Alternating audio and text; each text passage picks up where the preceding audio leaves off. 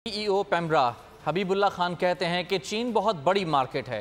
Internet के आने से लाइफस्टाइल ब्रांड का इरा शुरू हो गया है, जिसके तहत कोई भी शख्स किसी भी वक्त पूरा ब्रांड एक दिन में बना सकता है। इंटरनेट आया ना तो इसकी वजह से एक एबिलिटी आ गई कि आप इंस्टेंट ब्रांड्स बना सकते हैं। अब इंस्टेंट ब्रांड्स क्या होती हैं, आपको चाइना में हर चीज़ का मैन्युफैक्चर मिल जाता है। तो आप डिसाइड करते हैं मैंने ये प्रोडक्ट बनानी है, आपने उसका मैन्युफैक्चर ढूंढा, आपने एक वेबसाइट की बनाई विक्स इस्तेमाल करके, उसके ऊपर आपने स्ट्राइप इस्तेमाल करके पेमेंट देने की एबिलिटी ऐड कर ली और एक दिन के अंदर इस तरह करके ना आपने ब्रांड खड़ी कर दी। तो वो जो सब कल्चर होता है वो सबसे इंपॉर्टेंट चीज़ बनती है, वो सब कल्चर जिसके ऊपर एक ब्रांड खड़ी हो सके।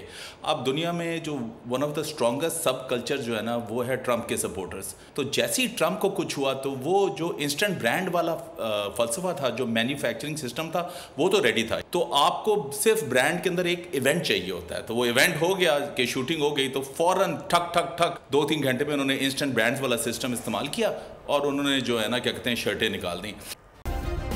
सब्सक्राइब करें और बेल दबाएं ताकि कोई खबर रह न जाए।